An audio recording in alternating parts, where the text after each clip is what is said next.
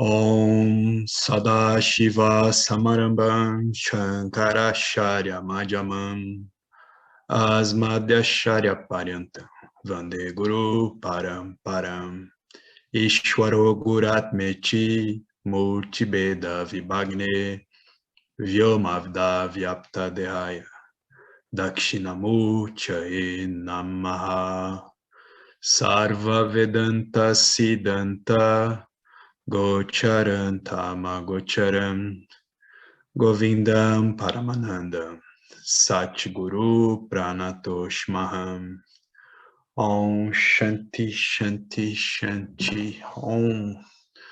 Saudações a todos os professores da Sampradaya, saudações a todos presentes, que todos estejam bem, em paz, que o conhecimento vedantino brilhe em nossas mentes.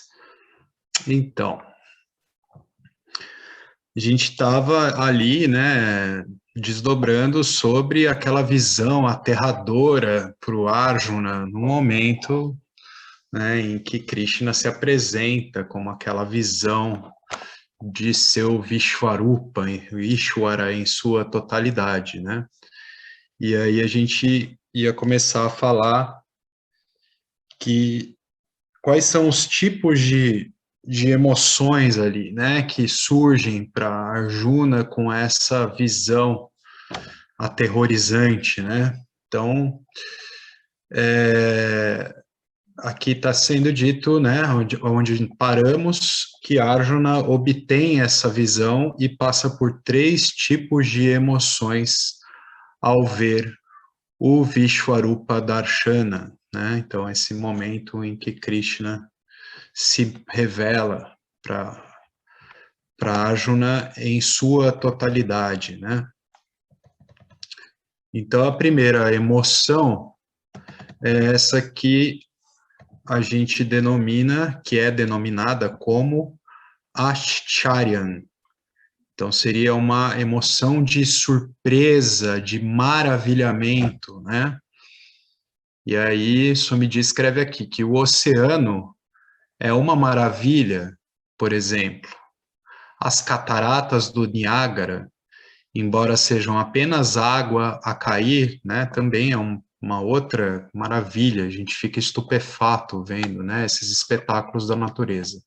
Por quê? Porque isso é grandeza pura. Também o Everest. Na nossa vida diária, nunca temos a oportunidade de apreciar a natureza, porque estamos sempre preocupados com problemas como quando o gás vai chegar depois de um pedido, se a bomba d'água não estiver desligada, o que vai acontecer, e etc. Né? Então, ocupados e incomodados com as preocupações do dia a dia, nos esquecemos de apreciar os elementos, né? A natureza é uma forma de apreciação, né, dos elementos, os panchabhutas, né? Então, estamos a levar uma vida tão rápida que não há tempo para ficar de pé a olhar fixamente. Não tem tempo para contemplação. Há uma ideologia que diz a maioria dos nossos problemas deve-se ao fato do homem ter saído da natureza. Aprenda a apreciar a beleza do céu azul. É o pescoço de Shiva. Então, essa falta de contemplação, né, esse distanciamento da natureza, traz para a gente uma perda da capacidade de aceitação dos processos naturais, de contemplação da magnitude de Ishvara, né? A partir de um olhar que a gente pode ter ali para a complexidade da natureza, para a maravilha de belezas, né? As muitas maravilhas, as muitas belezas que a natureza nos apresenta. Então, para quem está vivendo, né, num centro urbano, ou não necessariamente no centro urbano, mas está sempre muito preocupado e ocupado com as coisinhas ali, do seu dia a dia e distanciados desse olhar para a natureza e dessa vivência, né? Falta pisar na terra mesmo, falta olhar para uma planta, falta essa capacidade de contemplação dos processos naturais. Então, isso se torna um problema, né? A gente entende melhor o que é esse maravilhamento quando a gente se depara com os espetáculos da natureza. Então, essa é a primeira ação, a primeira emoção, perdão, de Arjuna. Agora vamos para a segunda. Se alguém quiser, tá? Comentar algo, trazer questões aí. Mas então, continuando, para Arjuna, esse maravilhamento logo dá lugar ao medo, ao ver o Bhishma, Drona, seus Prarabdha Karma estão chegando ao fim, uma observação aí entre hífens, né? Então ele vê nessa cena essa imagem que tem uma visão da totalidade que é ao mesmo tempo maravilhosa, é também aterrorizante, né? Também ele vê ali ao centro de toda essa visão que é de uma magnitude assim inimaginável, ocorre como uma boca imensa que está devorando tudo, e está devorando Bhishma e Drona. E aí Arjuna fica, né, fica espantado, fica temeroso, fica aterrorizado com aquela visão. Essa boca simboliza Kala, simboliza o tempo, né? Então, esse aspecto da manifestação que é o tempo, sempre consumindo o Prarabdha Karma, né? Então ele vê essa imagem de Bhishma e Drona indo para a boca do Senhor. Tão bondoso e Senhor Karunamaya, né? Esse Karunamaya é assim, é esse que é a própria benevolência, a compaixão. Como pode esse Ishvara, que é, né, essa bondade, essa benevolência, como pode ele também ser o pior canibal e tão cruel, né? O Senhor apresenta este Kala Tattva, ou seja, esse princípio do tempo. O mundo inteiro é governado pelo princípio do tempo.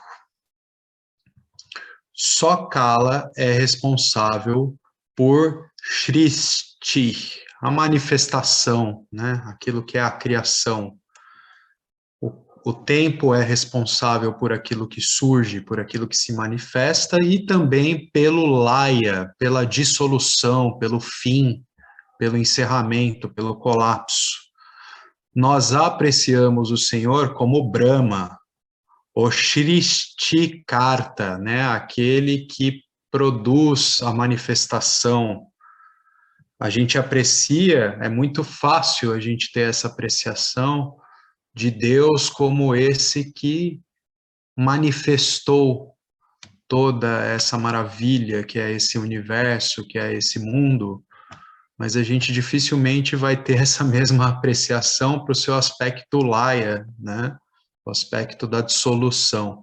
Bhagavan diz que não é suficiente, Ishvara, né? Vai fazer a gente compreender que não é suficiente se você, no caso aqui ele está apontando o Bhagavan como Krishna, né? Que ele vai dizer que não é suficiente se você aprecia apenas o aspecto de nascimento da criação, né? Esse aspecto criador de Ishvara. Se a gente quer ter uma visão holística, né? Uma visão total e integrada, temos de aprender a apreciar a morte como uma ação complementar, auspiciosa e maravilhosa do Senhor. Kala tem dois lados. Um é o nascimento e o outro é a morte.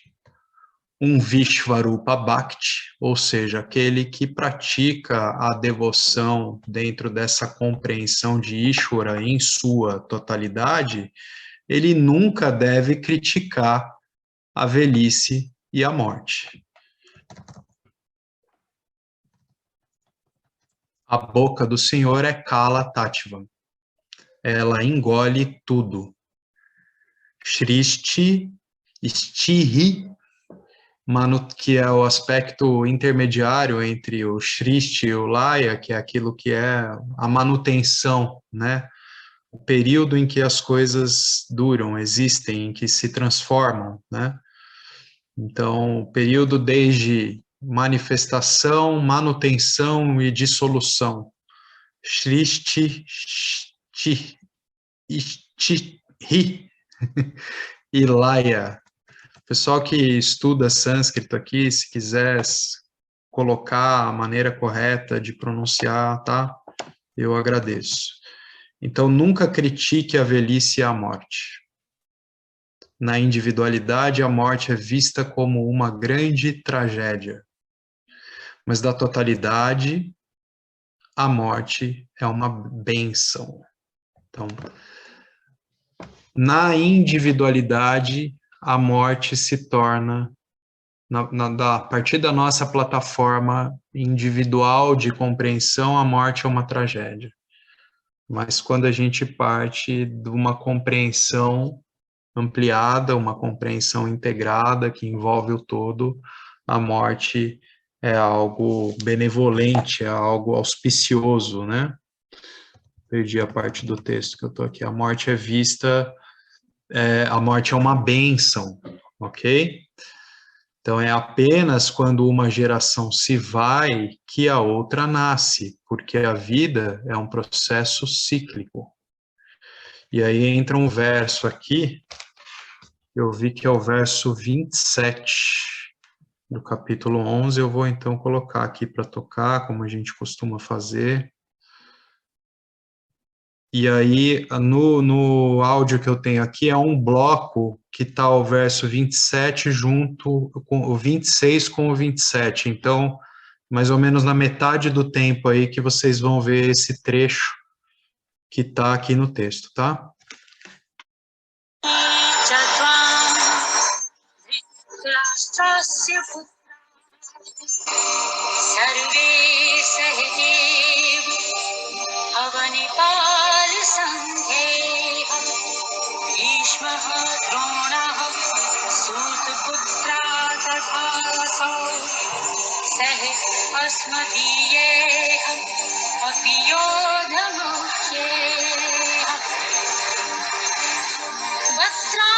Agora.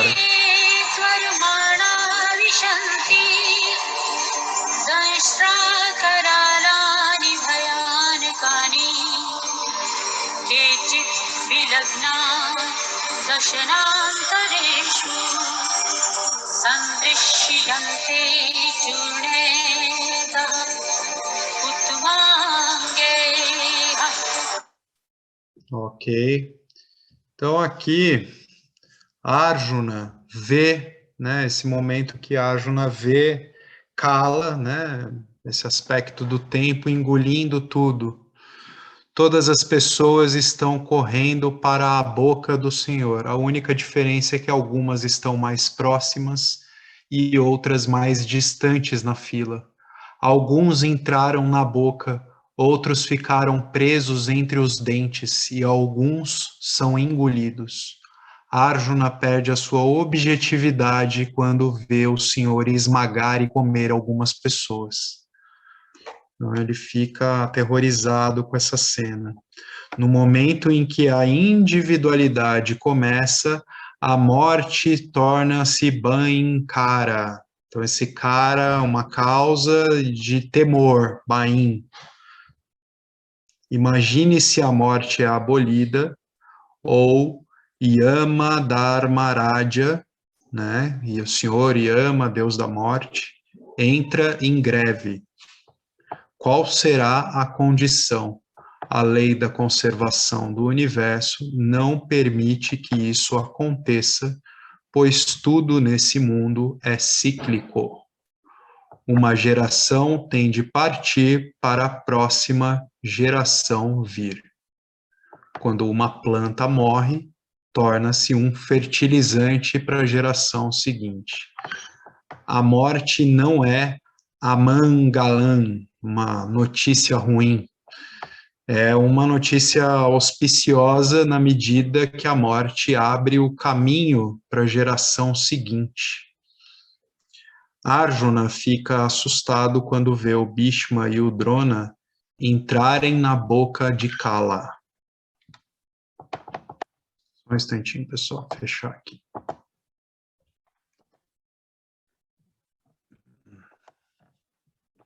Os barulhinhos de notificações aqui para a gente, e para eu aqui que escuto mais alto não ser interrompido.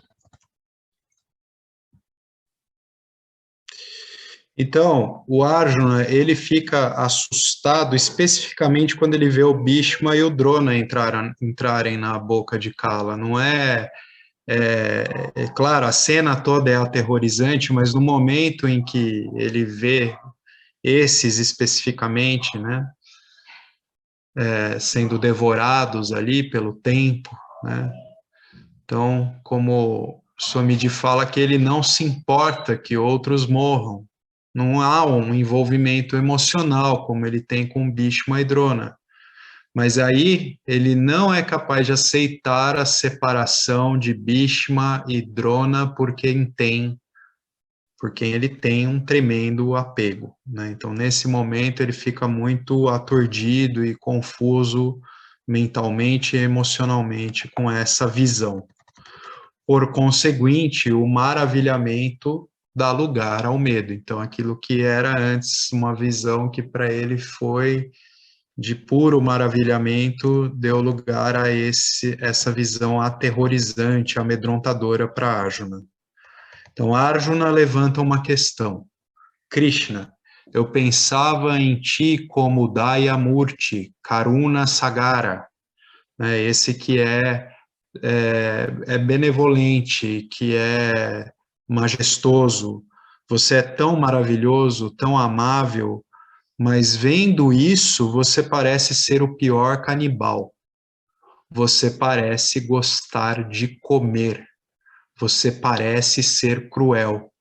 Quem és tu? Krishna responde. E aí, esse é o verso número 32. Vou colocar aqui para a gente escutar.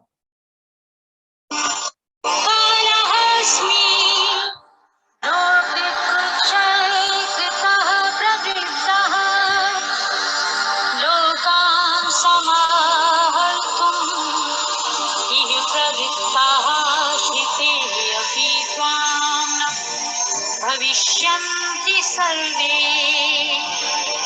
ये अवस्थिताः प्रत्यनीकेषु योधाः. Parece que cortou um pedacinho no começo, né? Mas aqui diz, né, como se Krishna ali está dizendo para Arjuna, eu sou o poderoso tempo destruidor do mundo, empenhado aqui na aniquilação de todos os seres. Mesmo sem você, nem um de todos os guerreiros aqui reunidos nesse exército rival sobreviverá.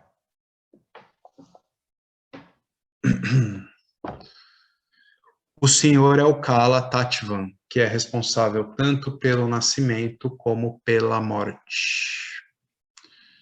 Ok? Então, eu sou o poderoso tempo destruidor do mundo, empenhado aqui na aniquilação de todos os seres.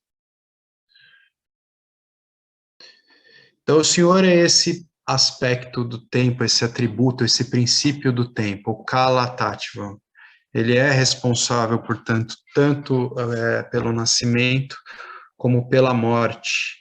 Aprenda a apreciar ambos como Ishwara Mahima, né, como essa grandiosidade, essa magnitude de Ishwara. Aprenda a apreciar tanto o dia como a noite, nascimento e morte, verão e inverno.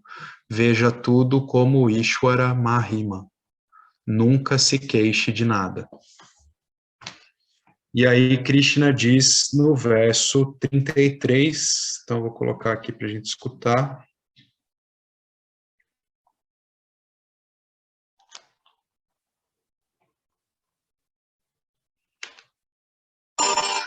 Smart त्वम् उत्तिष्ठाय यशः लभस्व जित्वा शत्रुं भुङ्क्ष्व राज्यं समृद्धं मया एवेति निहता पूर्वं येन निमित्तमात्रं भव सव्यसाचिन्.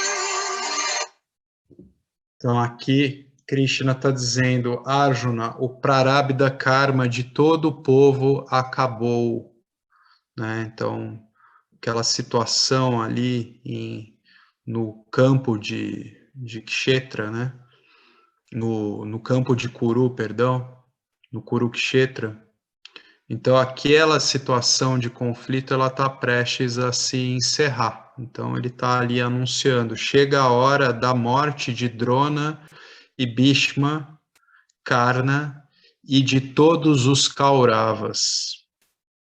Portanto, o próprio karma tirou-lhes a vida, porque eu sou Bhagavan, não posso fazer diretamente. Então, essa é uma passagem que a gente tem que olhar para ela com bastante atenção nas sutilezas aqui, né? Então, vocês imaginam, então, Deus dizendo ali para esse guerreiro que aquilo é o que precisa acontecer. Mas, ao mesmo tempo, ele está dizendo, eu mesmo, eu não posso fazer. Eu não posso cumprir com essa ação. Porque eu sou aquele que é livre desse karma. Mas ainda assim, pela integridade do Dharma, isso é o que precisa acontecer, isso é o que deve acontecer, pela integridade do Dharma. E para isso, eu preciso de você como meu instrumento, né? Então, é isso que está sendo dito e a gente vai olhar para o texto daqui para frente com bastante cuidado a partir daqui. Então, ele fala, né, que porque eu sou Bhagavan, eu sou Ishvara, eu sou, né, essa totalidade, a inteligência que rege tudo isso, que sustenta tudo isso, né, eu mesmo não posso fazer nada diretamente. Então, ele aponta para esse aspecto que é o Vairagya, que é o Sama da totalidade, né, que é ao mesmo tempo que sustenta essa integridade da manifestação, né, a totalidade da manifestação, ela é livre de todo o karma dessa manifestação, né? Deus requer algum agente através do qual ele possa obter o cumprimento do karma. Krishna diz, você é o Nimitta Matram. Você é, esse Nimitta Matram, o meu instrumento, através do qual eu quero que a morte dele se cumpra. Isso pode dar origem a muitos equívocos. Somos apenas marionetes nas mãos de Deus, nas mãos do Senhor? Será que a gente não tem nenhum livre-arbítrio? Porque, né, se nessa passagem eu vou interpretar assim, então houve essa visão, ali Arjuna já vê que tem essa visão de Bhishma e Drona sendo destruídos pelo Kala, né, pela boca, ali simbolizado por essa boca consumindo tudo, esse aspecto que é o princípio do tempo, esse aspecto da manifestação que é o tempo, a temporalidade. Ao mesmo tempo ele escuta Krishna dizendo, isso é o que precisa acontecer, mas eu mesmo não posso fazer, é você que vai fazer, você é o meu instrumento. Então a gente é essa marionete na mão de Deus? Será que a gente não tem nenhum livre-arbítrio fundamentalmente? Será que está tudo então predestinado? Será que a gente não tem escolha nenhuma? Então, perguntas como essa, elas podem levar a conclusões fatalistas de que os nossos shastras, esses ensinamentos, nunca aceitam essas conclusões errôneas como respostas a essas perguntas. A ideia de que somos marionetes nas mãos de Deus, que está tudo predestinado. O ensinamento não é esse.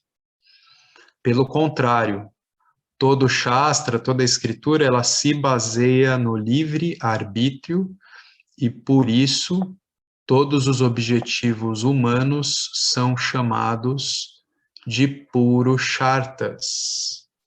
A própria palavra Purushartha significa objetivos realizados pelo livre arbítrio dos seres humanos. Então, lembrando, esses Purusharthas, Artha, Kama, Dharma e, finalmente, Moksha, né? Isso só pode ser logrado a partir do nosso livre-arbítrio. Então, a própria palavra significa que são objetivos que são alcançados pelo livre-arbítrio. Livre-arbítrio dos seres humanos, né? Esse é um dos prasadis dados aos seres humanos por Ishvara. Então, no 6º capítulo, Krishna diz, ali é o verso 5, essa citação, vamos revisar então, apesar de ser um verso lá atrás, a gente já passou pelo capítulo 6, vamos escutar aqui. Verso 5 do capítulo 6.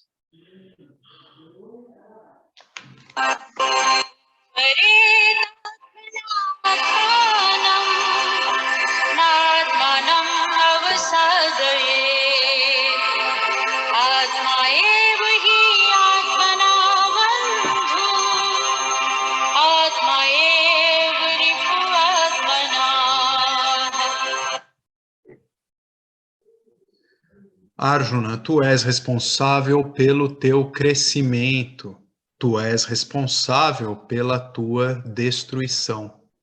Assuma, portanto, a responsabilidade da sua vida, não culpe a mim. O meu trabalho é apenas apoiá-lo quando você usa o seu livre-arbítrio. No capítulo 9, Krishna diz, não sou responsável pela escravidão de ninguém, nem pela libertação de ninguém. Eu sou Sama.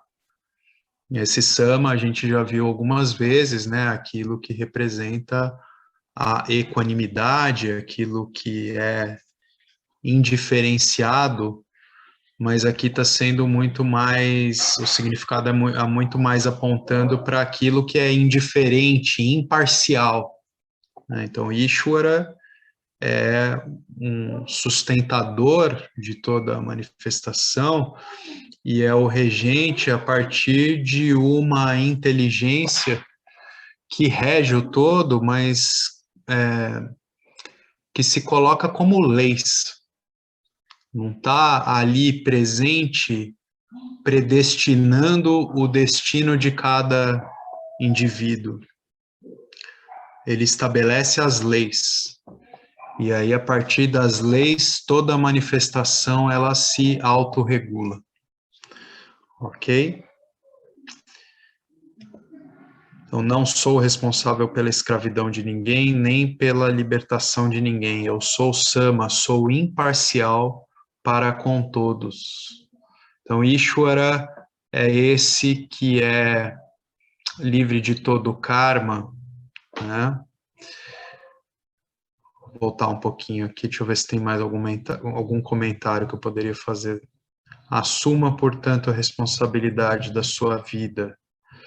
Não culpe a mim.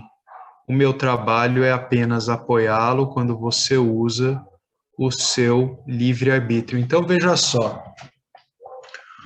Arjuna, ele tem aquela situação diante dele, ele está ali no campo de batalha, com todos os Kauravas ali diante dele, ele tem Krishna ao lado dele, ele acabou de ter essa visão maravilhosa e ao mesmo tempo aterrorizante, ele está emocionalmente abalado por ter ali, junto com ele, do outro lado do campo de batalha, Bhishma e Drona, a ideia de lutar com esses que são tão queridos para ele é aterrorizante. E esse é o Prarabdha Karma de Arjuna. Quando Krishna aponta que isso é o que precisa acontecer e você é o meu instrumento, Krishna está apontando para o Dharma, mas não está suprimindo o livre-arbítrio de Arjuna.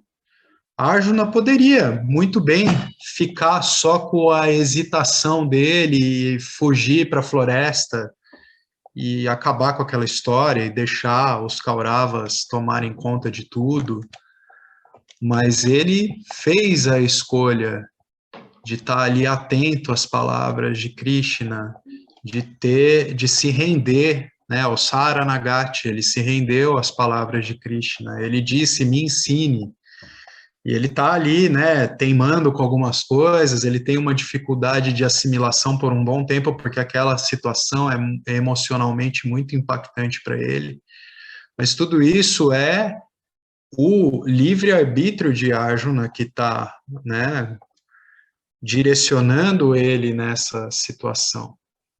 E a situação que ele tem é o Prarabdha Karma dele, e quando Krishna diz isso é o que precisa acontecer, é o que precisa acontecer para que o Dharma seja preservado, né? Então, não seria o caso de Arjuna, mas Arjuna, hipoteticamente, poderia ter favorecido o Adharma, né, prevalecer o caos, prevalecer ali o domínio dos Kauravas e deixar que o Adharma tomasse conta.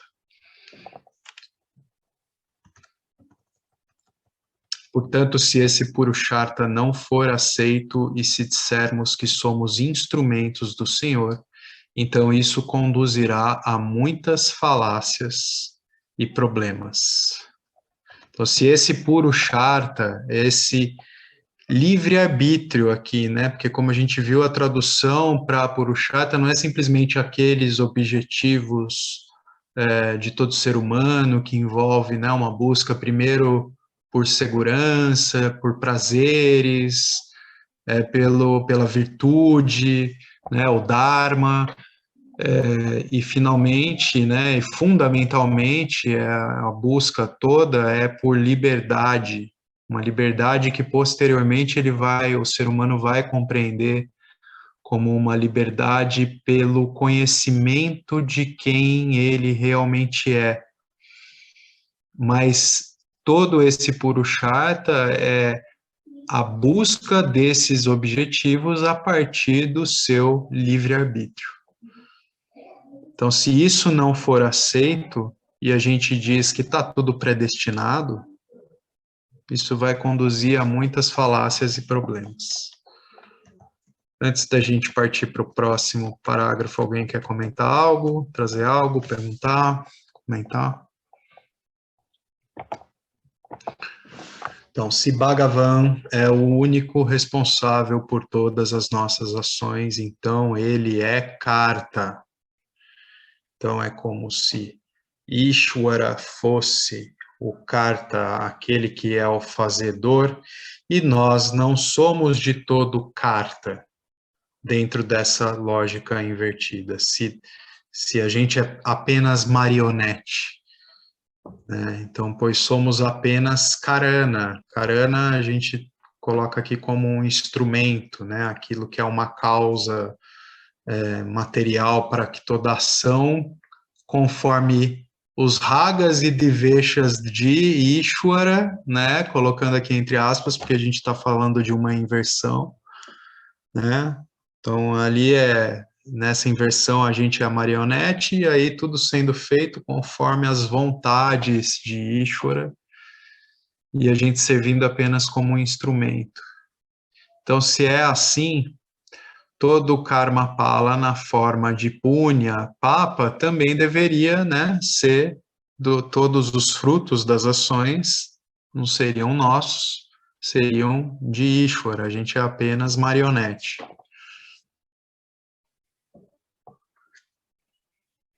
Então, os jivas tornar-se-ão asansaris, aqueles que são livres do sansara, independentes do sansara. E o Senhor é o Maha Sansari, né?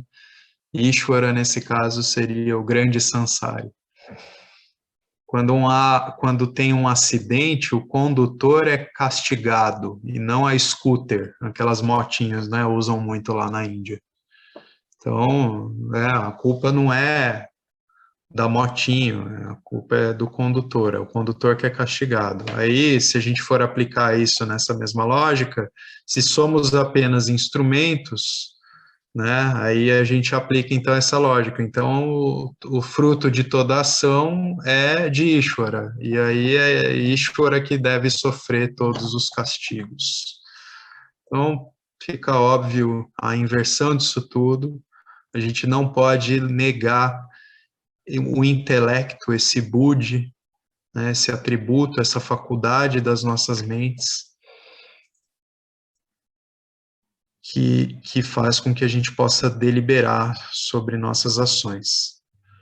Então, o segundo defeito nessa ideia invertida é que se Bhagavan Ishvara apenas obriga todos a fazer o seu trabalho, então por que é que algumas pessoas são nobres e algumas pessoas são criminosas?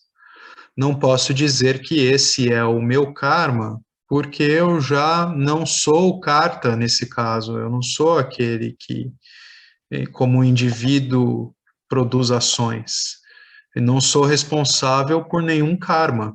Está tudo predestinado. Eu nasci um criminoso. Eu nasci numa situação, uma condição econômica péssima e está predestinado a ser assim, não tem nada que eu possa fazer. Se tiver que ter um revés, é tudo com Ishvara, né? Então, não posso dizer que este é o meu karma, porque eu já não sou o karta, né, esse executor das ações, e não sou responsável por nenhum karma, pois os instrumentos não têm karma, né? Então, nessa ideia de nós como instrumento de Ishvara. Então, nenhum objeto que nos sirva como um instrumento, esse copo para beber uma água, ele tem karma, né? A gente, se pudesse ter consciência sendo refletida nesse copo, fazendo ele ter também uma capacidade de deliberar sobre as ações que a consciência vivificando esse copo vai fazer ele ter ações e objetivos, ele vai ter purusharthas também, né? Aí, de repente, esse copo me mata, enfia o vidro aqui no meu pescoço, mas não é assim que acontece. O copo é livre de karma, instrumentos não têm karma. Se fosse assim, né, a gente é simplesmente marionete, a gente é livre de todo karma. Então, teremos de concluir que o Senhor é parcial, certo? Alguns são marionetes que vivem uma vida nababesca e cheia de privilégios, e outros são marionetes vivendo uma vida miserável e são criminosos, e outros são vivendo uma vida nababesca criminosos, né? Outros são pobretões cheios de compaixão, tudo predestinado por Ishvara, né?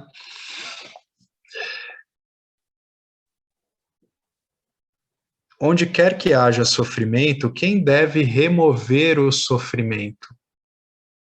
Bhagavan apenas deve ser o removedor. A minha capacidade de ação, ela está em xeque aí, né? Dentro dessa ideia de que a gente simplesmente é marionete. Eu não posso fazer nada pelo meu sofrimento. É tudo com Ishvara. Se ele não o fizer, então ele está aberto à acusação de ser cruel e sádico. E é o que muitas vezes a gente sabe que acontece quando a gente não tem um senso de devoção que é integral, que vai na direção desse Vishvarupa. Em momentos em que a vida parece ser um grande fardo para cada um de nós, a gente pode se voltar para Deus e falar: pô, cara, você está sendo sacana comigo, você está sendo muito cruel, né?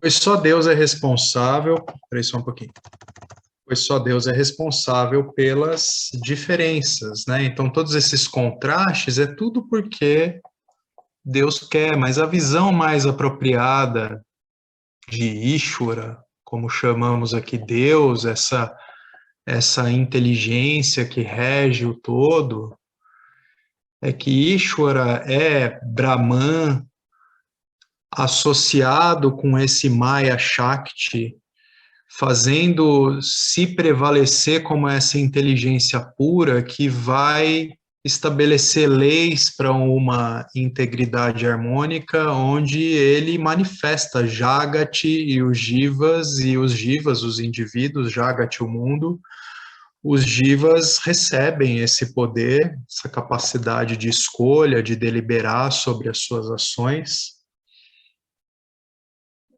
Então, as diferenças, elas se estabelecem a partir de como essa manifestação, ela vai se conformando e se reciclando, mas Ishvara é fundamentalmente aquilo que é Brahman, que vivifica essa manifestação, que possibilita toda ela, estabelece leis para o seu ordenamento, mas a partir daí a manifestação ela se autorregula. Os jivas humanos, especificamente, eles vão ser um grande supremos recicladores assim de todas as tendências que vão direcionar as situações dessa manifestação, ok?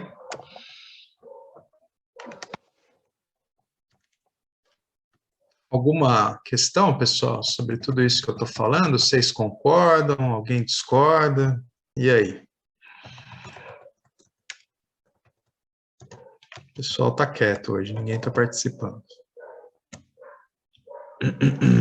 Como diz, o plantio é facultativo, mas a colheita é obrigatória. Muito bom. Eu lembrei de outra frase que era o Antônio Abujanra que falava, e tinha aquele programa, um programa de entrevistas lá na TV Cultura, Provocações, aí, né, que está apontando aqui, né, que é você é o responsável, né, pelo teu sofrimento também, né? Claro que é pesado dizer isso, mas a gente é responsável, é tudo uma dinâmica de causas e efeitos aí encadeadas e a gente vai se colocando exatamente onde a gente está. Aí eu não sei porque eu lembrei dessa frase que ele falava para o filho dele, assim, que é o André Abujanra, que é músico, né? Ele diz que ele sempre falava assim: a vida é sua, estrague como você quiser. Não é isso, esse é o poder de deliberação, de escolha, é o livre-arbítrio que todos nós temos, né? A vida é sua, estrague como você quiser. É uma frase provocativa, claro, né? A gente não está aqui para estragar as nossas vidas, a gente está aqui para fazer o melhor possível, né? Mas as nossas escolhas, elas podem ter impactos positivos e negativos, e isso é a partir da escolha de cada um de nós. Impactos negativos para si mesmo, ao nosso entorno, né? Às vezes isso não pode ser evitado, inclusive. Então, viver a partir dessa compreensão do Vishvarupa é também olhar para os momentos em que há batalhas que têm que ser encampadas, e o que eu posso fazer talvez seja agir para que eu mitigue, eu vou evitar muitos impactos, mas eu não vou cancelar todo o impacto da minha ação.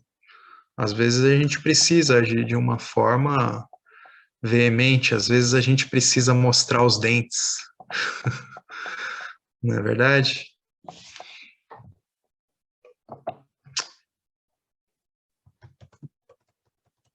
Então, depois, aí só comentando essa última frase do parágrafo assim, né? Só Deus é responsável pelas diferenças nessa lógica. Não, Deus é aquele que é livre desse karma, é aquele que é sama, é aquilo que está vivificando, possibilitando toda essa manifestação.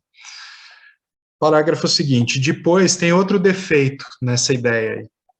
Suponhamos que eu não tenho livre-arbítrio, né? Porque nessa ideia de marionete eu não tenho livre-arbítrio, está tudo predestinado, e que Bhagavan vai decidir tudo na vida. A maior vantagem será que nunca teremos conflitos na vida. Os conflitos só surgem quando há escolha. Suponhamos que queremos a admissão para o nosso filho ou filha. Tentamos em todo lado, e se só se consegue admissão em um colégio, então não tem conflito nenhum. Mas se todos os 5 colégios estiverem dispostos a admitir, qual deles você vai escolher? Então, o conflito surge também quando você tem que ter escolhas, né? Os conflitos só surgem quando se tem uma escolha.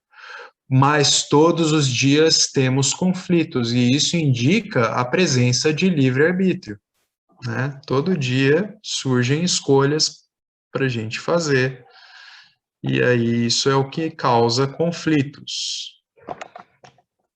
Então, isso é um indício do nosso livre-arbítrio, né? Mesmo que seja aquela coisa muito tranquila que é decidir se você vai comer um purê de batata ou se você quer comer só uma salada.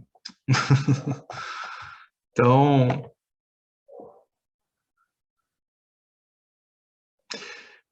finalmente, pulei aqui, os animais, né? Os animais, por outro lado, como a gente sabe, né, eles não têm esses conflitos. A vaca está cumprindo o programinha dela de vaca, ela é herbívora, o leão é carnívoro, o passarinho faz ninho, né? Mas falando aqui especificamente da alimentação, eles não têm qualquer palavra a dizer sobre a escolha dos alimentos. Mas a gente tem escolha. Temos de concluir que temos livre-arbítrio. Eu não tinha lido aqui, hein? Eu falei do purê de batata ou da salada. Foi intuitivo. Então vamos para o parágrafo seguinte. Finalmente, mais importante, se não tivermos um livre-arbítrio, isso é tudo predestinado, então não precisaremos de nenhum tipo de Dharma Shastra. A gente não vai precisar dos ensinamentos sobre o Dharma. A gente não tem, né, um livre-arbítrio, está tudo predestinado. Então, para que a gente tem que compreender o Dharma? Uma boa pessoa está destinada a ser uma boa pessoa, porque vai ser dármica, e se uma pessoa está destinada a ser adármica, então ela não vai ser dármica. Então, a humanidade não precisará de Dharma Shastra. Né, aquele que é adármico predestinadamente, ele não vai ter conflito com isso, é o destino dele, pronto. Portanto, Nimitta Matra, lembrando, né, aquele instrumento, nós, ou no caso ali específico daquela passagem, Arjuna sendo esse Nimitta Matra, né, esse instrumento de Krishna, para que se estabeleça o Dharma. Então, é para isso que está Krishna apontando. Esse é o Dharma. Isso é o que deve ser feito. Mas não está ali sendo colocado ou sendo removida, ou colocada em xeque, ou sendo removida, o livre-arbítrio de Arjuna, né? Então, portanto, esse nimitta matra, em todos os propósitos, vamos dizer assim, que cada um de nós compreendemos ter, podemos, né, compreender ou não que temos, né, e que de repente isso é para ser assim, eu não sei porque exatamente eu me sinto atraído por um determinado tipo de ofício e é aquilo que eu faço e eu faço bem, eu entendo que eu faço aquilo bem. Então, não significa que isso está tudo predestinado. Não significa. Isso significa, né, que é uma construção, é uma conformação de tendências de quem você é como um indivíduo naquele momento, né? Significa que temos uma escolha na forma como vivemos a nossa vida, ou de acordo com o nosso raga e dvesha, de acordo com essa composição de dos desejos que nos orientam, aos desejos que a gente, os ragas que a gente decide, né, que são legítimos e nobres da gente perseguir e realizar, aqueles que de repente eu posso ver como não tão nobres assim e de repente até contraproducentes, aqueles que me colocam numa condição que é auto-insultante, e aí eu tenho que usar do meu poder do livre-arbítrio, que depende de muita força de vontade, para eu decidir se eu vou no caminho desse rastro, desse raga, ou se eu não atendo esses desejos, né? E no caso dos meus dveshas, as minhas aversões, os meus medos, o mesmo, né? Eu vou encarar isso, eu vou, em nome de aversões, negligenciar certas ações, certas coisas que precisam ser feitas. Então, como é que é, né? Então, tudo é a minha escolha. Significa que a gente tem escolha na forma como vivemos a nossa vida, ou de acordo com o nosso raga e dvesha, ou de acordo com o dharma, né? Como que eu faço uso, como que eu direciono a força desses ragas e dveshas que condicionam a minha mente e a minha ação. O que eu entendo e com que base referencial eu decido aquilo que deve ser realizado de acordo com meus ragas e dveshas e o que não deve ser realizado. É de acordo com o referencial dos Dharma Shastras, né? Então, de acordo com aquilo que eu vou compreender melhor, tendo essa visão ampliada, como Dharma ou Adharma, né? Aquilo que vai de acordo com a preservação do Dharma ou aquilo que viola o Dharma.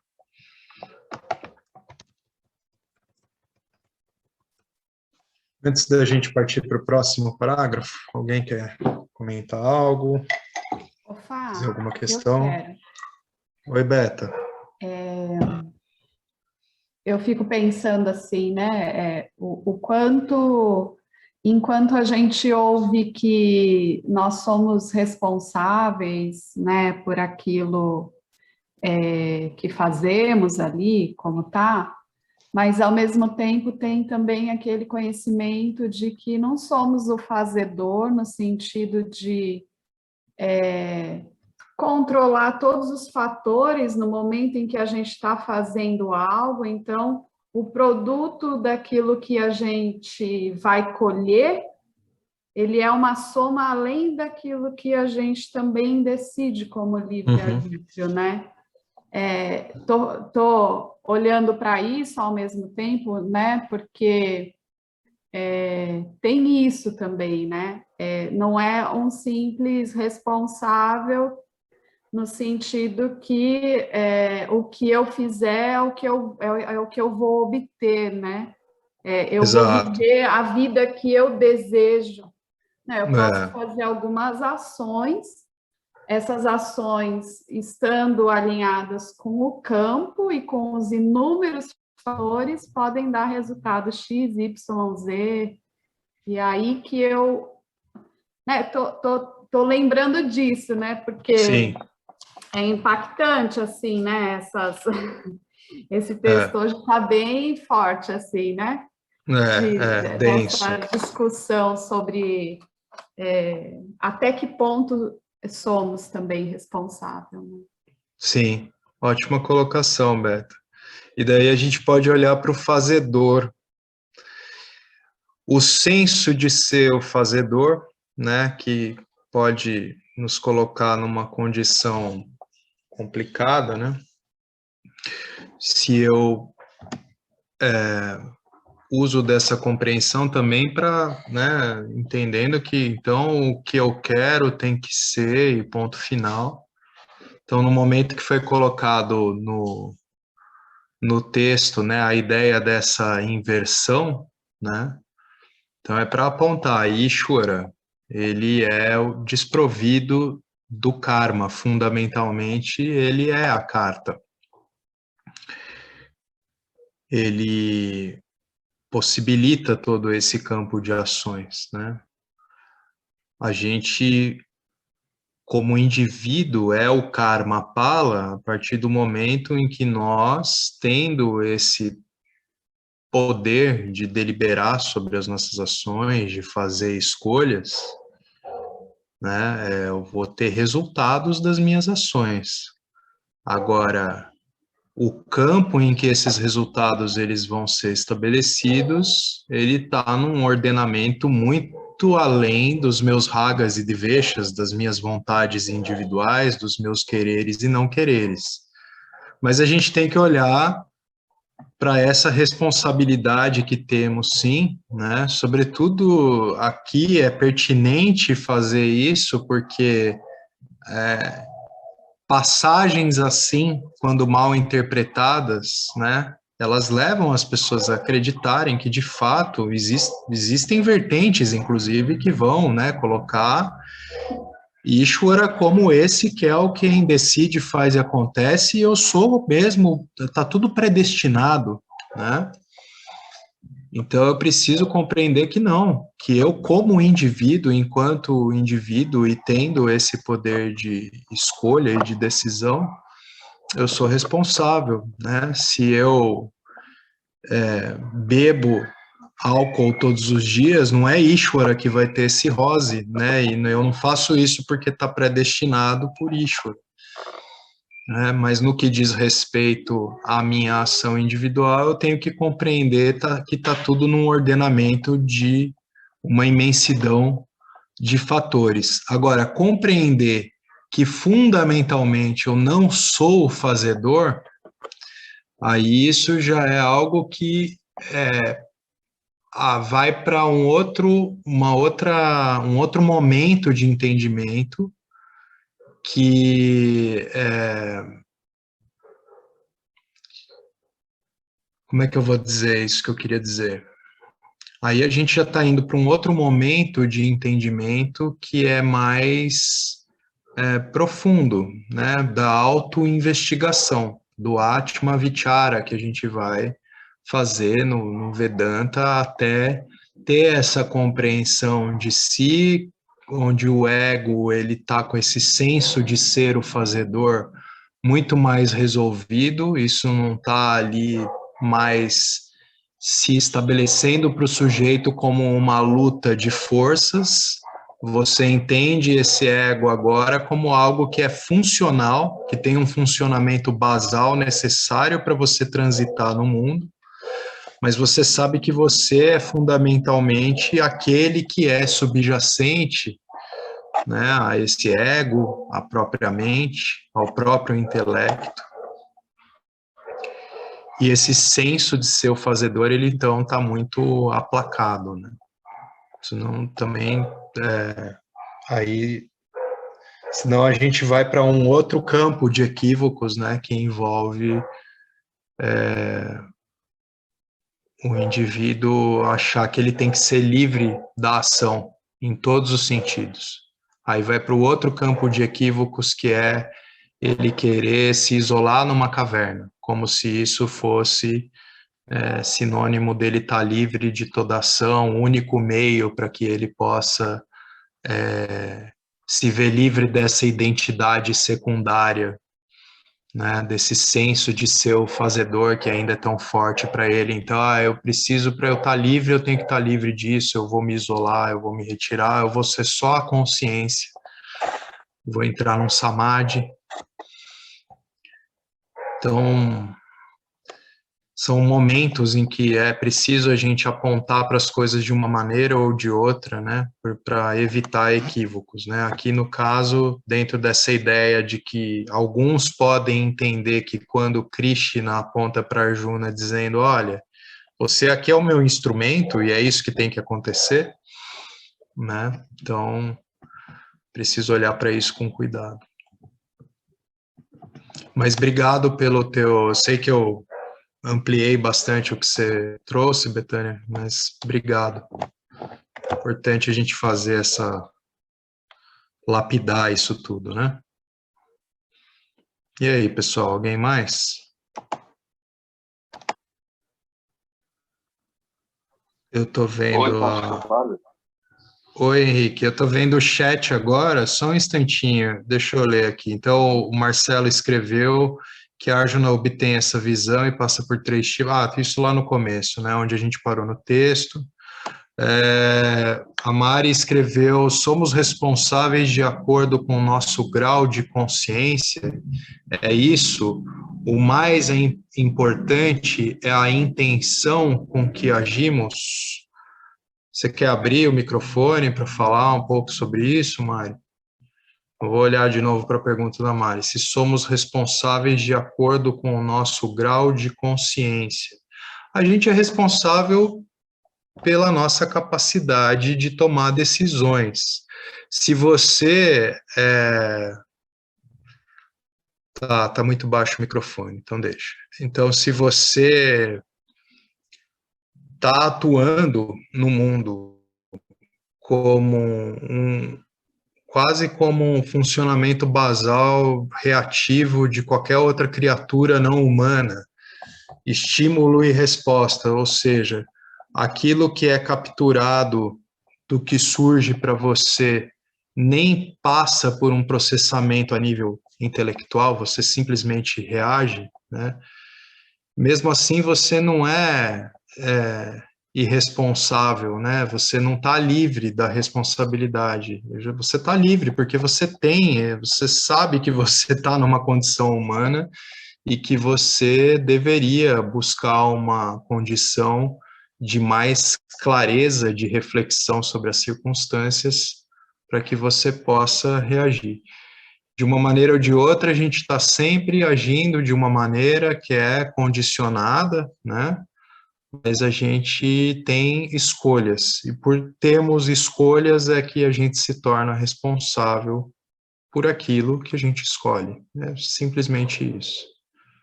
Se depois você quiser escrever algo mais aqui, a gente comenta, mano, já que não dá para falar. E aí, pessoal? O que mais? O Henrique ia falar. Oi, Henrique. Oi, Fábio. Não, era um pouco nesse sentido, né? Eu acho que toda uma questão de entendimento, né? Como diria o Vedanta, se responder a pergunta se existe livre-arbítrio, o Vedanta diria sim e não, né? Como sempre faz, né? Sim e não. Tudo depende, se você se vê, e você se vê como um fazedor, né? Você se vê se identificando com uma coisa, com a personalidade, com esse negócio aí, com o objeto, né? É uma coisa. Outra coisa é quando você começa a se abrir para lo que você, quando você esse processo começa a se dar, né? É interessante isso, porque essa dicotomia de que essa luta, que você tem que fazer, o que não tem que fazer, começa a se esvaecer. Você simplesmente começa a agir como tem que agir. É uma coisa que eu acho, né, que talvez, né, agora vindo esse processo, é um processo que talvez vem como uma consequência de um processo de despertar, né? Quando você, ou seja, esse negócio de se existe, não existe, eu, um tempo atrás, digamos, sim, existe, não existe, andava com essa história aí. Não tenho mais esse problema. Por quê? Porque eu sei que tem que ser feito, é feito, e não interessa quem, como, por quê, quem está fazendo. Eu sei que é assim, eu acho que é mais como, entendeu? É uma questão de que quando você vai entendendo, está tendo um entendimento maior, né? Você começa a agir. Começa a agir, digamos assim, você entre aspas, depois você vê que você não está agindo, é aquela coisa que está agindo. Mas tudo bem, deixa para lá isso. Mas eu acho que é uma questão simplesmente de entendimento. Ou seja, no começo, sim, tem que usar mesmo. Porque se você fizer ser adármico, você vai receber do campo coisas adármicas, coisas, né? É algo normal. Mas a medida que esse entendimento, né, vai se dando, essa briga, existe, não existe, isso vai se dissolvendo, né? E você naturalmente, você vai agindo naturalmente, né? E não se preocupa mais se quem que está agindo, quem que não está agindo, né? Todas essas brigas, essas coisas são muito...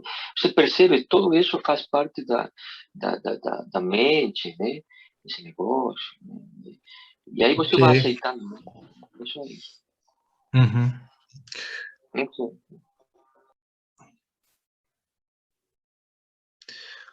Então, olha só, Henrique, as escolhas que todos nós, enquanto indivíduos, a gente tem que fazer, elas vão deixar de ser um problema quando a gente se compreende como aquele que está além da dúvida, como aquele que é subjacente a todas as dúvidas. Mas a gente vai fazer escolhas. A gente não sofre pelas escolhas quando a gente está partindo dessa perspectiva.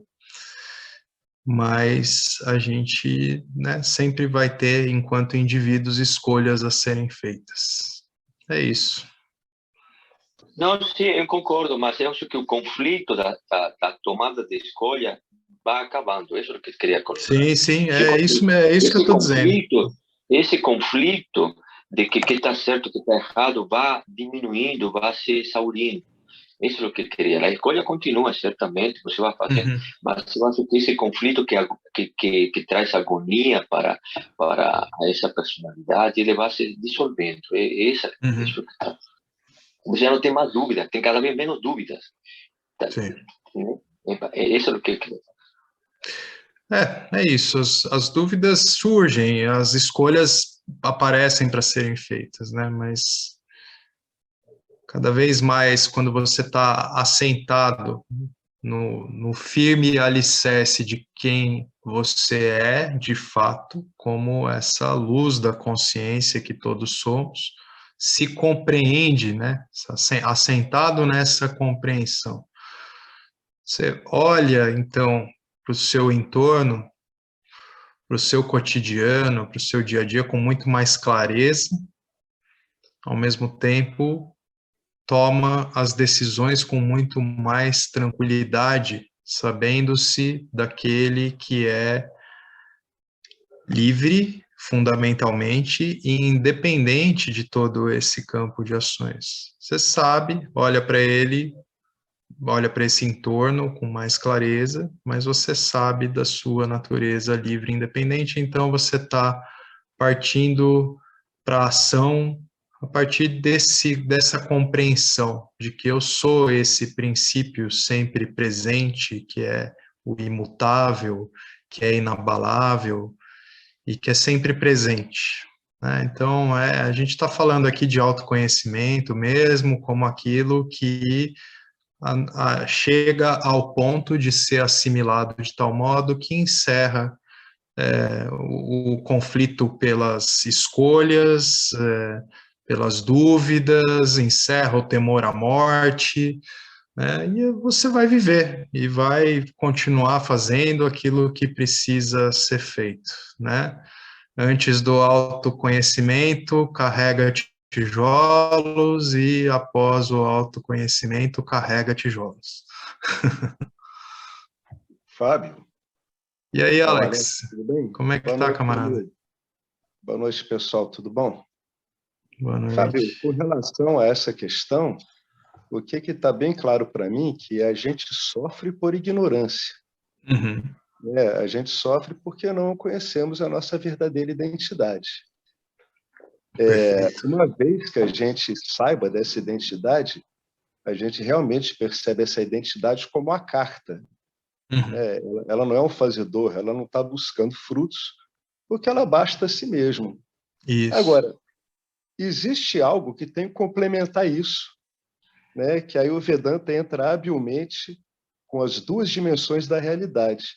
Embora você, Perfeito. em essência, seja a carta, o personagem ao qual você está aparentemente associado, ele Uhum. invariavelmente desempenha ações no campo. É por isso que toda essa explanação que o Vedanta dá sobre o campo dármico, sobre Ishvara, é fundamental, para Uhum. que não só o indivíduo saiba o que ele é, que é o que muitos apontados diretos apontam adequadamente, eles mostram isso adequadamente, mas fica Uhum. faltando esse posicionamento adequado diante do campo dármico e o conhecimento de Ishvara, né?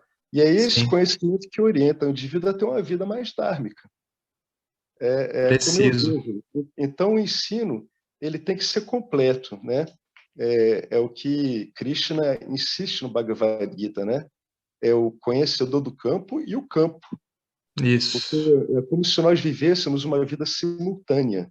É claro que isso é um modelo, né? A gente não tem como dizer, né, em palavras o que é a realidade, mas esse modelo do Vedanta ele é muito preciso, ele é Muito. extremamente útil e eficaz. Então, muitas vezes, os seres humanos, em sua grande maioria, eles agem por boas intenções, o que é até um reflexo dessa nossa natureza impecável. Só que essa boa intenção, quando ela não está devidamente instruída, ela se confunde no campo dármico. Uhum. E ela pode gerar ações terríveis. Por isso tem aquele ditado, né? A estrada para o inferno é pavimentada com os tijolos das boas intenções, né? É aquele grande ditado, né? Você acha que está agindo com boa intenção, mas no Sim. sentido prático, generalizado, a nível de campo dármico, a atuação é um desastre. Quantas vezes a gente vê desastres horrorosos ocorrendo na humanidade e aquele indivíduo que perpetrou aquele desastre estava com a boa intenção para ele. Uhum. Então, essa ausência do conhecimento de Ishvara e do campo dármico pode levar a várias sobreposições de Satya e Mithya, porque Sim. acarreta distorções tremendas e muito perigosas.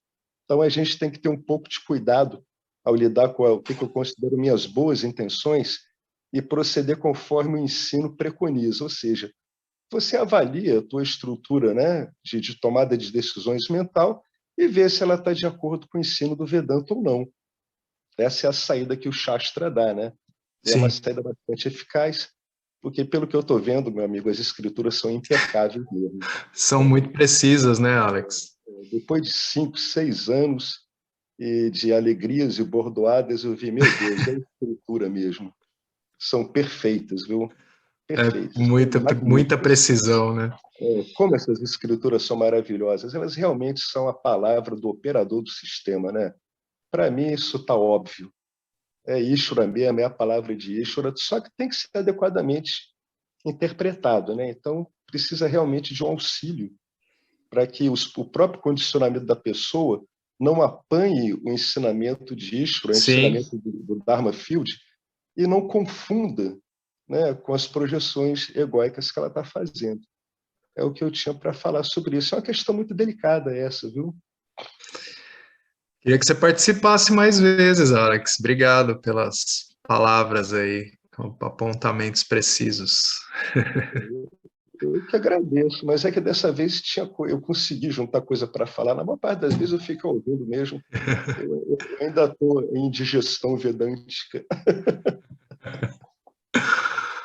Mas é maravilhoso esse apontamento, né? Porque é um ensinamento que é completo de fato. Então, a gente está aqui olhando para o aspecto Dharma Shastra, né? Krishna está apontando para Arjuna sobre o Dharma, Mas muita gente aí, como a gente sabe, quer a realização, né, daquilo que está nos Yana Shastras, vamos dizer assim, né, as escrituras sobre o conhecimento, a realização daquilo que é a realidade em essência pura. E aí a gente não pode, desprovido dos Dharma Shastras, lograr esse conhecimento daquilo que somos, como essa existência comum a todos nós e sempre presente, livre e independente. Então a gente tem esse manual para operar, né?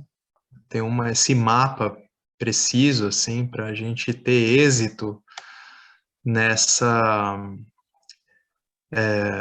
nesse tempo que a gente tem enquanto está num campo de ações, né?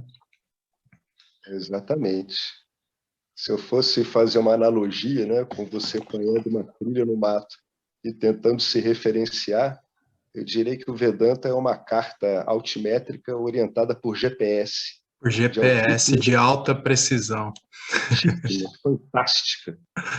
É uma carta orientadora, mas possui uma precisão espetacular mesmo.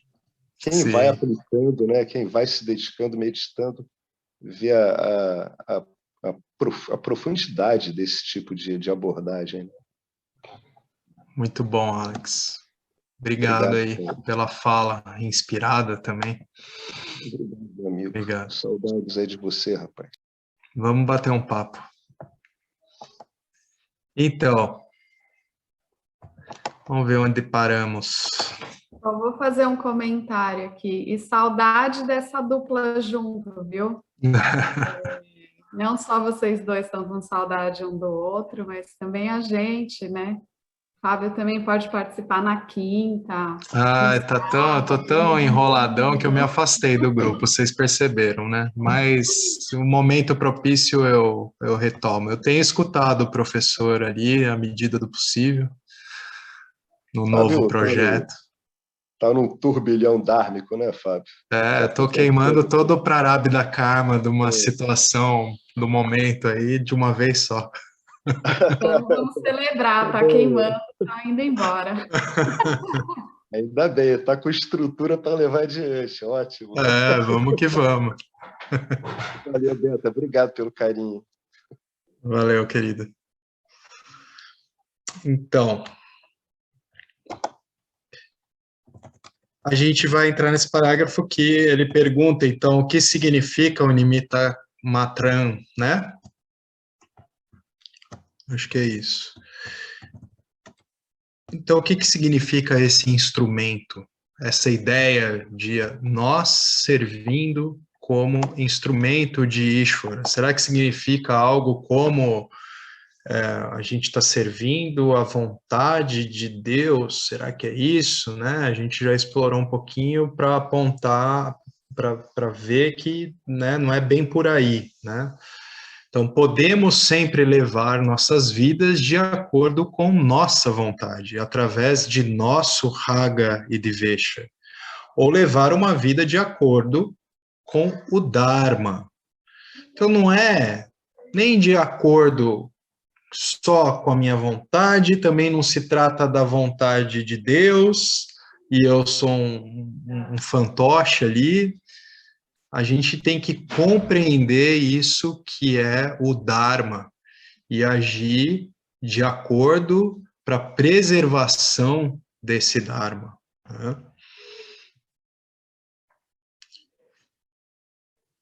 Há sempre uma escolha entre minha vontade pessoal e a vontade de Deus. A vontade de Deus está aqui entre aspas, né? Então, não é que Deus é um ente com aspectos volitivos ou ragas e dveshas, né? A gente está falando aqui dos desígnios dessa totalidade conforme ela está operando, conforme ela se autorregula. Então, quando eu escolho viver a minha vida de acordo com o Dharma, eu estou cumprindo a vontade de Deus. quando eu escolho viver a minha vida de acordo com essa sabedoria que envolve considerar a totalidade, o meu entorno, a mitigação de impactos em minhas ações, quando eu escolho viver uma vida em que eu busco a sabedoria e busco praticar a minha ação a partir de valores sábios, então eu escolho o Dharma. Essa é a nossa escolha, né? Então eu estou cumprindo essa vontade, esse desígnio de Deus. Eu estou de acordo. Eu compreendo. Quanto mais eu compreendo o Ishvara e quanto mais eu aplico essa compreensão na forma de uma coerência entre a maneira como eu penso, falo e ajo, partindo do princípio que eu busco pensar com clareza e busco falar adequadamente, busco agir em prol de uma harmonia ao meu entorno, então eu estou cumprindo a vontade de Deus. É tudo estar em comunhão com uma coerência que é suprema, a minha vida se torna coerente. Né?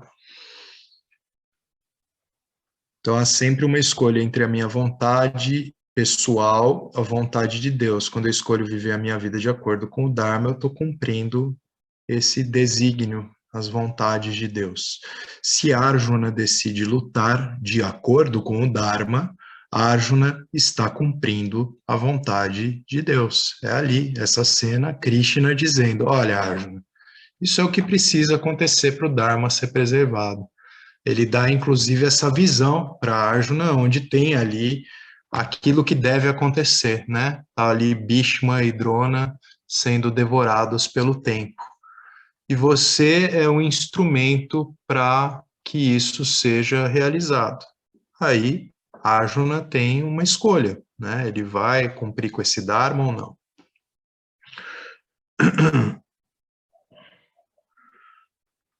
Quando alguém está alinhado com a vontade de Deus, então ele se torna um instrumento do Senhor. Mesmo que você não queira seguir a vontade de Deus, como matar o Bhishma e Drona, é sempre melhor seguir o Isha de Deus, a vontade de Deus. Espera aí só um pouquinho. A vontade de Deus é chamada Dharma, e a minha vontade é chamada Raga Divesha. Então, a vontade de Deus, se tem alguma coisa que a gente já pode apontar como a vontade de Deus, é o Dharma. Vamos olhar para isso. A gente tem uma realidade e só ela é a realidade. Para a gente afirmar que algo é real, aquilo tem que ser absoluto. Aquilo não é algo que surge, se modifica e depois desaparece. Essa condição de existência, que é sempre existente, ela fundamenta uma manifestação. Então, a partir de uma realidade não dual, se eu tenho a projeção de uma manifestação, ela também é uma totalidade magnânima, harmônica, que ela precisa ser preservada de acordo com uma única realidade. Então, não é coerente que eu esteja agindo na manifestação em constantes rupturas com ela, né? Em conflito com essa manifestação. Eu preciso estar integrado com essa realidade una. Então, a vontade de Deus, se a gente pode dizer que há uma vontade, é a preservação desse todo harmônico, é a preservação do Dharma, a preservação dessa manifestação dhármica.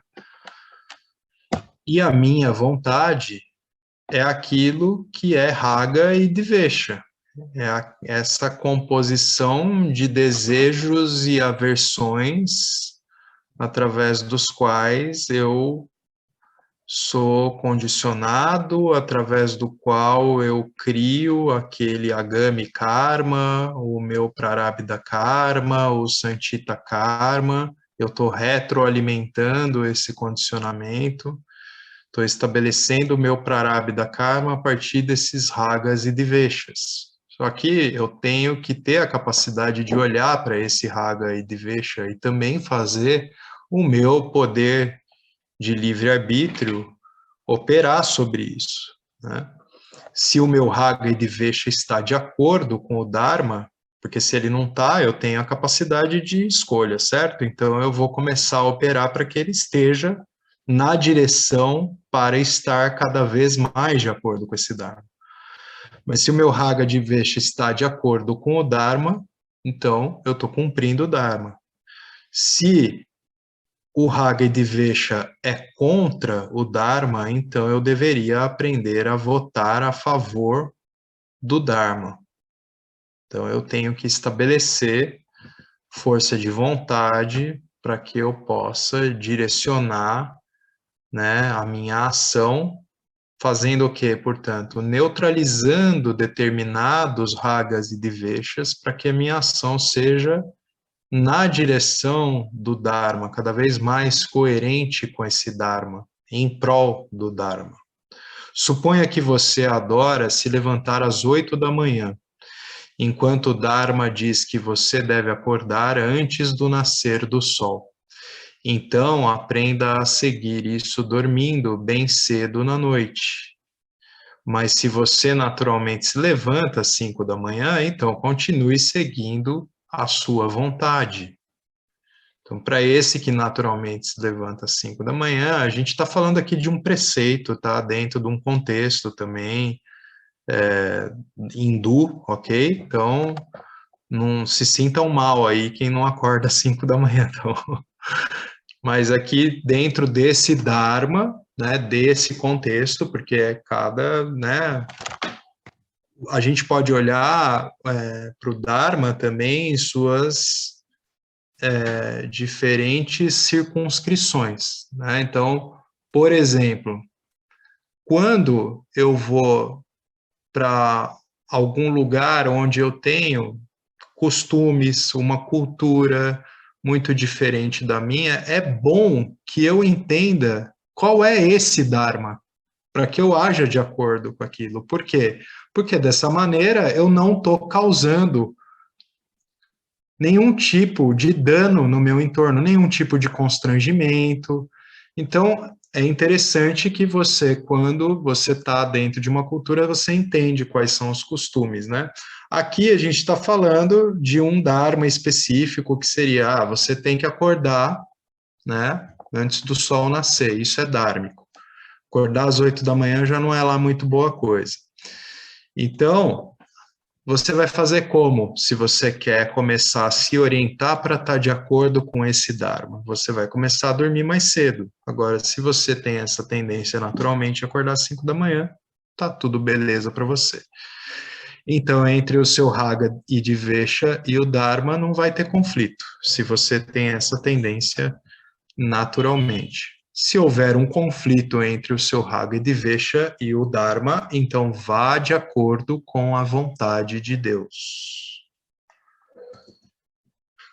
Então você vai estabelecer ali força de vontade para começar a redirecionar, a conduzir a tua ação de acordo com esse Dharma.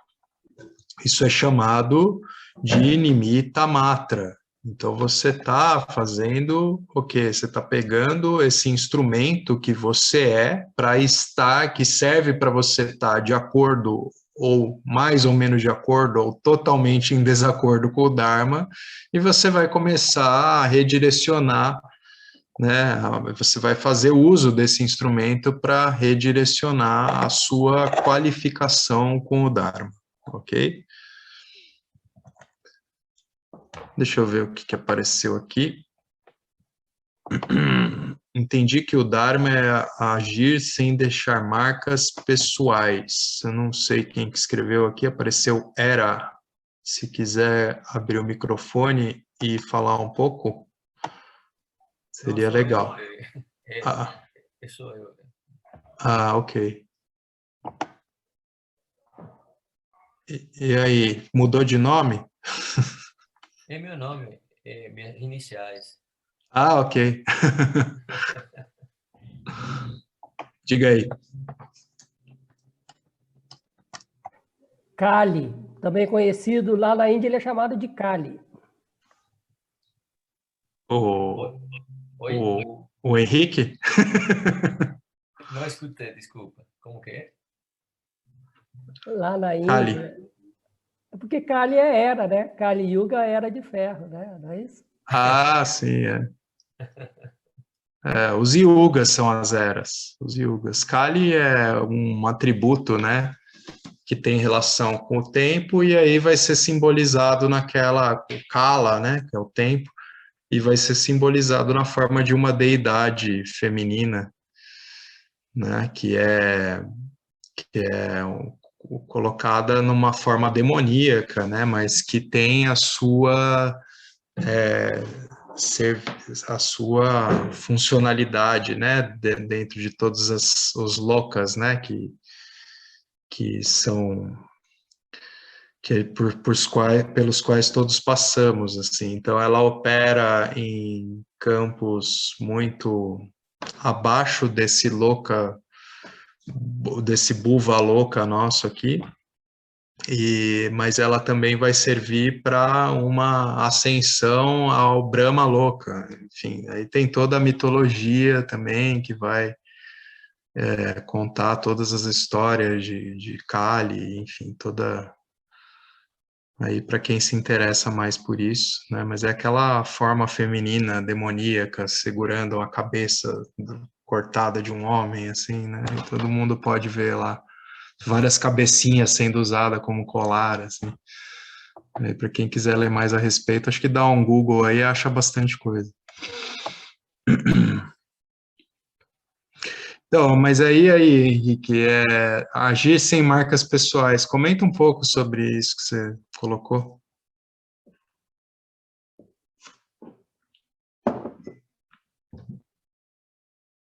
Não está ouvindo? Caiu?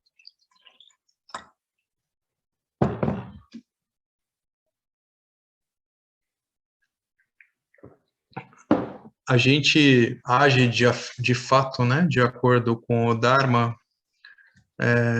numa compreensão de que nada que precise ser tomado como uma ação para manutenção do Dharma ou para restabelecimento do Dharma, nada precisa ser pessoalizado, né? Então, mesmo o grande guerreiro ali na condição de quem vai cortar cabeças, ele está, quando munido dessa compreensão de que a ação dele envolve preservação do Dharma, então aquele envolvimento emocional que acomete Arjuna, o Bhishma e Drona, ele já está bastante neutralizado quando essa compreensão tá estabelecida. Então ele age, ele faz aquilo que tem que ser feito, né? A gente pode olhar para isso, né? Porque muito do Gita vai tratar sobre o ahimsa, sobre a não violência, e ao mesmo tempo como que a gente tem essa coerência de ação que tem que ficar entre a preservação, né, dessa não violência e da verdade. E aí, por exemplo, trazendo para um exemplo mais no nosso cotidiano, na nossa fala, não pessoalizar, como é que seria isso? Isso de não deixar marcas pessoais.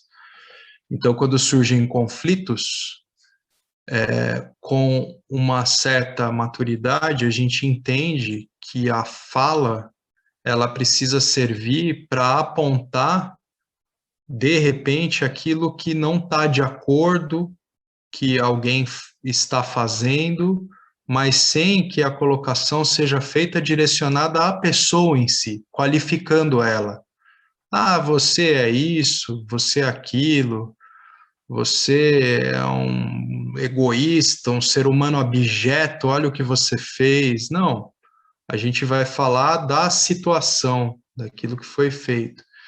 Então, de fato, isso faz parte da essência do Gita, né? Compreender essa capacidade de não pessoalizar na ação, não deixar marcas pessoais.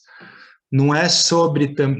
A ação também vai ser cada vez mais compreendida como não sendo sobre aquilo que diz respeito a mim, somente como indivíduo. Então, é desprovido do senso de pessoalidade do indivíduo e também não é direcionado pessoalmente a nenhum indivíduo específico. Ok? Só assim, né, para a gente agir em harmonia com o nosso entorno e ter boas relações, enfim, conduzir melhor as nossas vidas. Então, não há conflito. A gente estava falando, né, que se seu Hagdivesha está de acordo com o Dharma, não tem conflito. Agora, se tem algum conflito, você vai precisar direcionar, fazer uso desse instrumento, né, para a sua existência como indivíduo ela estar mais de acordo com o Dharma. Aí eu estava lendo o parágrafo seguinte, que diz que a primeira emoção de Arjuna, ao ver o Vishvarupa Darshana, né, aquela visão de Krishna se abrindo em sua totalidade, foi primeiro maravilhar-se e depois o temor, né, ele ficou aterrorizado. A última emoção é Saranagati. Então é quando ele se rende, ele aceita essa totalidade. Então Krishna diz a Arjuna, você tem que aceitar a totalidade, o que significa que tens de aceitar o Senhor como o Kala Tattvam, esse que é o princípio do tempo também. Nada do que surge nessa manifestação, nada o que compõe essa projeção é sempre o mesmo e surge, não se mantém o mesmo e em algum momento desaparece. Isso significa que tens de aprender a aceitar o nascimento e a morte, o crescimento e a decadência. Então, eu vou hoje encerrar nessa parte do texto, a gente continua mais no próximo encontro, mas o que eu quero encerrar dizendo é que a gente vem olhando, e eu estou olhando agora para esse texto, até emocionado aqui, porque o Paramartananda é muito preciso mesmo, né? Vocês viram como a gente vem falando sobre Paraprakriti e Aparaprakriti, né? Então, a gente precisa compreender o aspecto manifesto como sendo assim. Então, eu só tenho uma compreensão integrada e integral, total, holística, né, de Ishvara, quando eu, de fato, já não tenho nenhuma seletividade em relação a ter aceitação sobre as condições dessa manifestação. Então, quando eu estou realmente apto a aceitar que todos os aspectos, os mais belos e os mais horrorosos, os mais agradáveis e os mais mal cheirosos dessa manifestação como aquilo que compõe essa totalidade, isso é fundamental para que eu compreenda esse todo. Mas estou olhando para a beleza aqui, como o Swami Paramartananda expõe, como tudo vai sendo muito bem encadeado por ele, que é assim, quando ele veio ensinando para a gente, ele pegou, né, bastante nessa coisa do Paraprakriti, Aparaprakriti, que é uma outra maneira da gente falar de Satya Mithya também, né?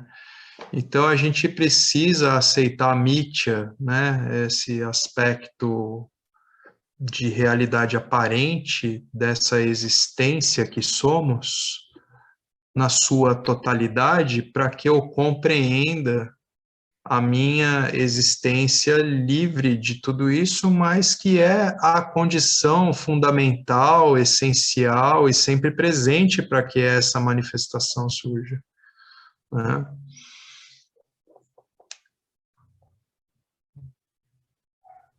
Tem de aprender a aceitar o nascimento e a morte, o crescimento e a decadência.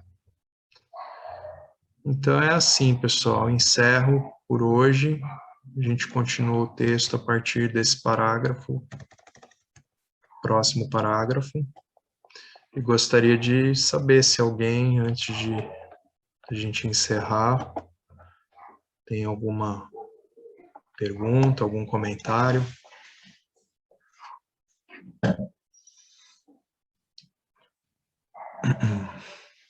Valeu, Beta. Então, Purnamada, né?